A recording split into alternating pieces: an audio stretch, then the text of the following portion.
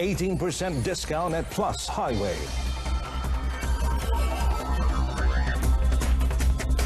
MRT2 rationalization saved 8.82 billion ringgit.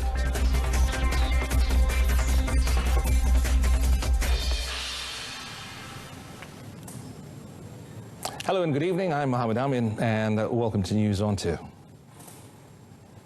Well, all private vehicle owners using highways owned by Plus Malaysia Berhad Plus will be able to enjoy 18% discount as early as 1st February 2020. Well, the Prime Minister's office in a statement said with the discount offered, the concession period will be extended until the year 2058. Now, despite previous concession agreements which provided a staggered toll hike, the new extension will also ensure that there will be no more toll hikes until the end of the concession agreement. According to the statement, the decision was made to ensure that Plus will be able to sustain highway maintenance and operation without depending the government. It also said no expenditure will be spent to compensate Plus for the toll discount. This will save the government about 42 billion ringgit throughout the concession period, which could be used to benefit the people. Khazanah Nasional Berhad and Employees Provident Fund EPF will remain as Plus shareholders. The successful rationalization of the MRT Sungai Buloh Serdang Putrajaya, which is MRT2 project, lowered construction costs by 8.82 billion ringgit. And Finance Minister Lim Guan Eng said the cost was reduced from 39.35 billion ringgit to 30.53 billion ringgit. This, Lim said, meant that up to 22.4% in construction costs has been reduced, which would enable more infrastructural projects in the future. Speaking during the signing of the supplemental agreement between MRT Corp and MMC Gamuda at the Ministry Complex in Putrajaya today, the minister said the agreement would enable MRT Corp and MMC Gamuda to fully focus on completing the MRT2 project on time and under budget.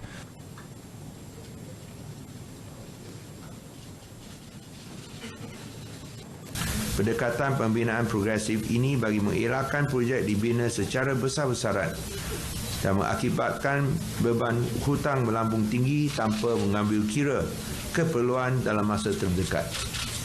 Pendekatan ini tidak akan menjejaskan kualiti, keselamatan dan kecekapan operasi sistem MRT. Lim added that other factors of the cost savings include rationalizing the allocation of reimbursables, contingencies and provisional sums. He said scope rationalization was also done for electrical and mechanical system works, while elevated works and underground structures were also deferred and rationalized. Well, meanwhile, Mr. Lim said construction of the MRT project for the Sungai Buloh Serdang Putrajaya or SSP line or MRT2 has reached 70% completion. Well, it said the MRT2 would be fully operational in 2022 and begin operations in 2023. Tarikh mula operasi bagi fasa pertama MRT 2 iaitu antara stesen Kuasa Damansara dan stesen Kampung Batu kekal sama pada Julai 2021. Untuk fasa 2 antara Kampung Batu dan Putrajaya Central, tarikh mula operasi adalah Januari 2023. According to Lim, the supplemental agreement between MRT Corp and MMC Gamuda allowed changes to the original project delivery partner agreement signed in 2015 between the two parties, including the appointment of MMC Gamuda as the project delivery partner for the construction of MRT2. Lim said despite the changes in the project structure, the government has ensured that the original target of 45% Bumiputra participation or 13.7 billion ringgit from 30.53 billion ringgit contract value is maintained. 2 billion ringgit. Well, over in Perak, the number of students infected with the influenza virus has increased to 94 today compared to 79 as of last night. According to the State Education Department spokesman, the Kintar district recorded the highest number of infection with 39 cases, followed by Bagan Dato with 19 cases, while 14 cases in Larut, Matang and Selama. Banjung recorded 8 cases, 4 in Kuala Kangsar, 3 in Perak Tengah, 2 in Kerian, while 1 each in Hilir, Perak and Batang Padang. 55 schools in 11 of the districts in Perak have now been confirmed with influenza infection compared to 47 prior to this. Well, no water rationing as of now in Malacca, despite the state facing hot and dry weather. Malacca Chief Minister Adli Zahari said the water levels at all of its 3 main dams are at a normal stage. The state government, he said, through its Syarikat Air Melaka Berhad, will continue to monitor the dams from time to time. Kalau kita lihat di beberapa negeri catuan sudah dimulakan, tetapi di Melaka ini peringatan kita buat masa ini adalah kita mengharapkan supaya kita betul-betul berjimat dalam penggunaan air ini, tidak melakukan pembaziran, kerana kita di peringkat kerajaan negeri akan membuat beberapa perancangan bagi memastikan bekalan air ini cukup untuk rakyat dan juga cukup untuk sektor pertanian kita. Speaking in Jasin after handing over keys to 14 Rumah Peduli affordable housing owners, the Chief Minister also assured that another 21 affordable home buyers will receive their keys before the Aidilfitri celebration this year. Nothing to be alarmed, but the Fire and Rescue Department is ready to face any kind of disaster, including bushfires, as the country braces for hot and dry season. Deputy Housing and Local Government Minister Dato' Raja Kamarul Bahrin Shah Raja Ahmad Baharuddin said a total of 14,400 personnel of the Fire and Rescue Department are put in high alert and can be deployed immediately in the event of bushfire and massive open burning. Bomba sentiasa perlu bersiap sedia untuk memberi bantuan. Inilah keistimewaan pasukan bomba ini. Mereka orang kata multi talented lah, mempunyai kepakaran dalam bidang yang amat luas. Jadi untuk menghadapi bencana-bencana yang lebih besar ini, saya rasa pihak bomba sudah sebati dengan budaya untuk sentiasa boleh bergegas di tempat-tempat yang diperlukan dalam waktu dan notis yang pendek. According to the Malaysian Meteorological Department, most states in the peninsula were expected to experience dry weather as the country entered the second phase of the northeast monsoon. The situation is expected to persist until April. The Health Ministry will not make it compulsory for canteen or cafe operators to use lemongrass as straws and hospitals to replace plastic straws. Deputy Minister Dr. Lee Boon Chye said although it was a good suggestion, the ministry will only encourage it if it was seen as practical and reasonable. As such, the Deputy Minister said he will leave it to the operators to decide on the matter. Biasa tidak buat micromanage macam ni lah. Itu terpulang kepada operator kantin. Tapi ini cadangan yang baiklah. Sekiranya mereka rasa perkara tersebut adalah tidak membebankan dari segi ekonomi dan praktikal, mereka akan melaksanakan. He said this after visiting the BJ Timah Health Clinic in Ipoh. Well, prior to this, it was reported that Chairman of Kamubu Agricultural Development Authority, KADA, Senator Dato' Hussam Musa, had suggested for the use of lemongrass as straws at public hospital cafes to replace plastic straws.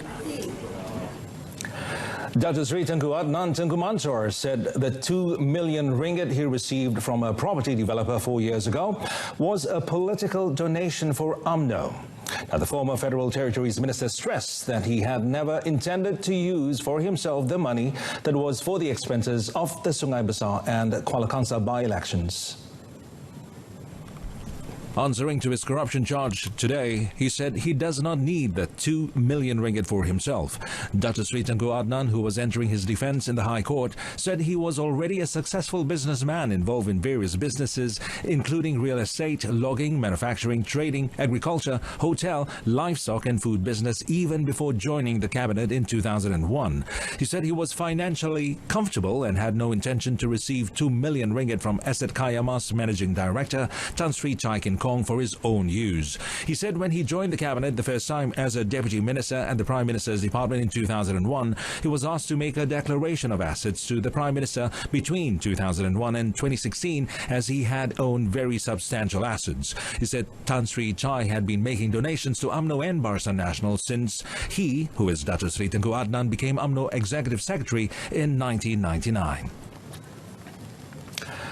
A man died after falling from the 18th floor of his house in People's Housing Project, or PPR, Sri Pantai in Kuala Lumpur yesterday. Now, the victim was last seen at the corridor of the same floor before the incident at about 6 p.m. The 26-year-old victim, who worked as a security guard, died at the scene due to severe head injury. The case is classified as sudden death. The body was sent to Kuala Lumpur Hospital for further action. Meanwhile, Lembah Pantai MP Fahmi Fadzil, who took some time to visit the scene, said the incident has become a worrying thing. Ini satu trend yang agak membimbangkan dan saya akan teliti isu kesihatan mental selain daripada isu aspek keselamatan. Sekiranya dalam beberapa insiden jika melibatkan struktur, saya akan bincang dengan pihak DBKL untuk teliti apa yang boleh diusahakan. Dari segi kesihatan mental, saya difahamkan sekurang-kurangnya satu insiden. Saya sedang bekerjasama dengan pihak Universiti Melaya untuk kita tingkatkan program kesedaran kesihatan mental. Well, police nabbed a man only 3 hours after he had stolen a car. Now, the 26-year-old suspect was detained in Sungai Yan, Kedah after being chased by the police last night. Yan Police Chief Deputy Superintendent Shahnaz Akhtar said the victim parked his black Perodua Myvi in the Gunung Jerai area before he went to his farm. However, upon returning at about 6:30 p.m., the victim found his car to be missing before he lodged a police report about the incident. Through Ops Lejang, the police located the car, which was heading towards Yan. When approached, the suspect who was driving the car sped towards Sungai Yan town. The police managed to overtake the car, who then lost control and hit another car at the roadside. Further investigations found that the suspect has had 4 previous criminal and drug-related records. The case is investigated under Section 379A of the Penal Code. The Malacca Police will introduce online registration form to facilitate the public to register for police to patrol their residents when they are away during the Chinese New Year break. Now, Malacca Police Chief Dato' Ahmad Kasim Karim said the online form using the Quick Response Code, which is the QR code, was in conjunction with the Chinese New Year Ops Selamat starting tomorrow till the 1st of February. He said the people can register online to enable the police to patrol twice a day to their registered vacant homes during the festive season. Esko perumahan baru Cina yang bakal disambut oleh kaum dia buat. Cara negeri lain dia masih menggunakan paper. Kita menggunakan paperless.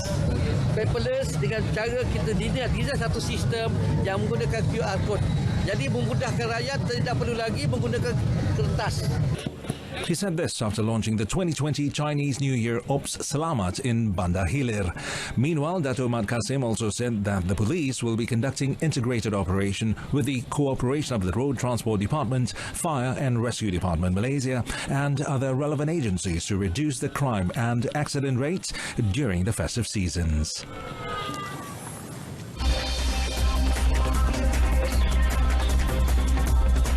Local figures to fill MAHB Prasarana top position.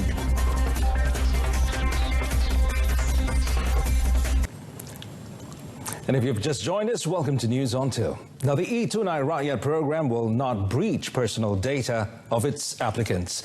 Finance Minister Lim Guan Eng said this when commenting on the allegation that the program was a strategy by the government to misuse personal information of the public. He assured that the government will not divulge personal data information of the e-Tunai applicants to any third parties. Instead, the government will ensure all the data and information obtained through this program will continue to be safeguarded. $2 billion ringgit, which is 22.4%. Kalau kita nak sebut tentang data, tambahan sebagainya, semua sudah ada dalam IC. Kita tak perlu cara ini. Kalau ada apa manfaat pun, secara terus terang ialah consumption patterns. Tapi itu hanya berikan manfaat kalau kerajaan adalah peniaga, pedagang dan sebagainya. Tapi kita tidak. So di sini janganlah terbawa-bawa oleh pihak-pihak tertentu yang mungkin iri hati tentang sambutan baik ke atas e-wallet ini dan cuba memperkotak-katikkan usaha ini. Since the implementation of the program 2 days ago, more than 18 million ringgit has been spent. As of last night, a total of 784,000 applications have been received, and of the total, 672,000 have been approved. The new Prasarana Chief Executive Officer, CEO, and Malaysia Airports Holding Berhad's or MAHB's Group CEO will be appointed among local figures. Now, Transport Minister Anthony Loke, however, said the board of directors for both Prasarana and MAHB have yet to finalize the candidates. He said the respective boards would recommend the potential candidates to the Ministry of Finance. Just let me stress, these two are important strategic assets, important transport operators. As far as the government's position is concerned, I'm sure the two CEOs will remain as locals. Loke said this when asked to comment if the government was considering foreign candidates for the top position. Meanwhile, Finance Minister Lim Guan Eng said Malaysia had enough talent and professionals to fulfill such important positions. Who are able to do the job. Malaysians all over the world, they are actually heading very important positions, whether in US, Europe, China, Singapore. I think we have enough professionals able to do this. The only thing is able to get headhunt the right person. So I think that's why I think probably the board, before they recommend, they want to do a thorough evaluation. Earlier, both ministers witnessed the signing ceremony of an additional agreement to the MRT project partner for Sungai Buloh Serdang Putrajaya at the Finance Ministry.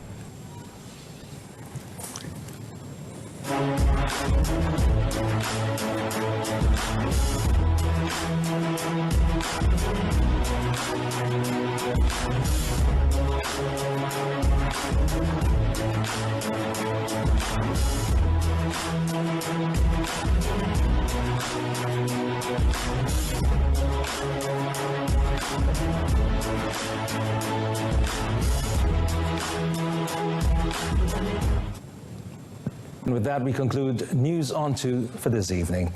In our top story, 18% discount at Plus Highway. Do join us again for updates at noon at 12:30 tomorrow. I'm Mohammed Amin Carlos from all of us here. Good evening and thank you so much for watching.